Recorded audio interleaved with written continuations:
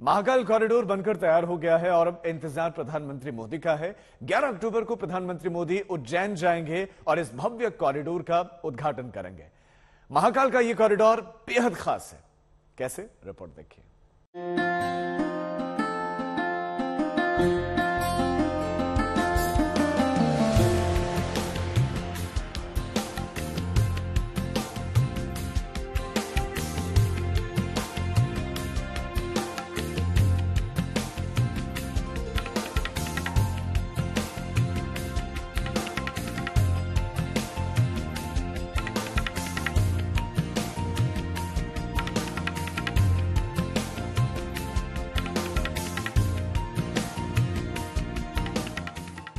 महाकाल की नगरी में श्रद्धालुओं का स्वागत है। बाबा का दरबार अब पहले से और भव्य और दिव्य हो चुका है।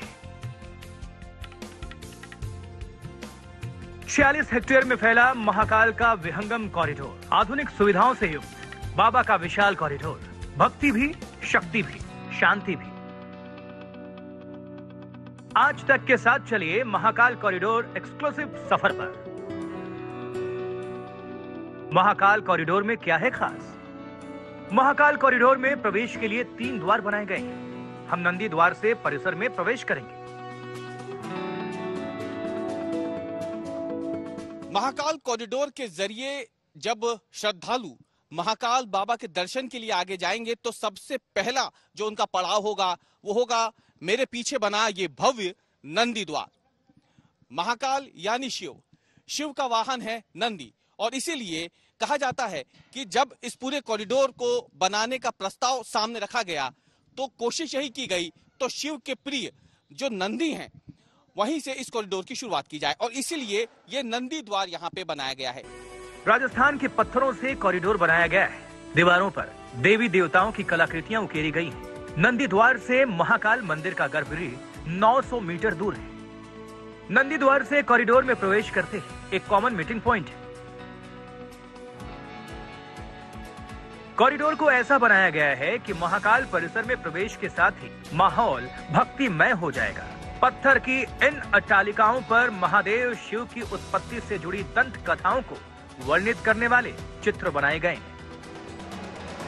महाकाल कॉरिडोर कितना भव्य है इसका अंदाजा आपको महाकाल कॉरिडोर की जो शुरुआत में नंदी द्वार पड़ता है उसे पार करते ही अंदाजा हो जाएगा, क्योंकि हम जिस जगह पे इस वक्त मौजूद है ये नंदी द्वार से महाकाल मंदिर की ओर जब आगे बढ़ते हैं तो ठीक वहीं पर ये जगह है जहां पे आप देख सकते हैं कि किस तरीके से महाकाल मंदिर उज्जैन का जो भव्य स्वरूप है वो यहाँ पर दिखेगा। न केवल भक्तगण श्रद्धालु यहाँ पर रुक करके खुद इस विहंगम दृश्य को निहार सकते हैं, बल्कि इसे अपने कैमरों में भी कैद करेंगे, और इसी को ध्यान में रखते हुए पूरा ब्लॉक बनाया गया है।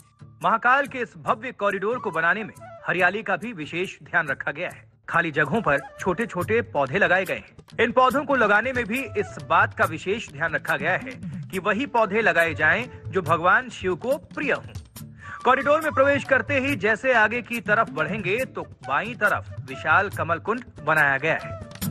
कमल कुंड के आसपास वेंडिंग जोन बनाए जाएंगे। यहाँ से श्रद्धालु पूजा पाठ की सामग्रियां ले जा सकेंगे। इसी जगह पर पूछताछ केंद्र भी बनाए जाएंगे ताकि किसी श्रद्धालु को मंदिर या कॉरिडोर के बारे में पूछताछ करनी हो तो प्रवेश के साथ ही कर ले।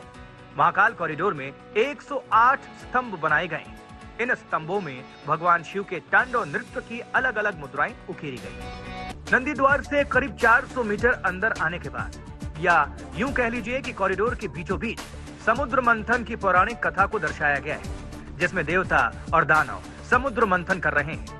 जहर का प्याला पीते महादेव को भी दर्शाया गया है। समुद्र मंथन की कहानी इतनी है कि उससे निकले अमृत को पीने के लिए देवताओं और दानवों में छीना झपटी हो गई, लेकिन जो विष निकला उसे ग्रहण करने को कोई तैयार नहीं हुआ। तब अविनाशी महादेव ने विषपान किया। उस विषपान की वजह से ही शिव नीलकंठ कहलाए।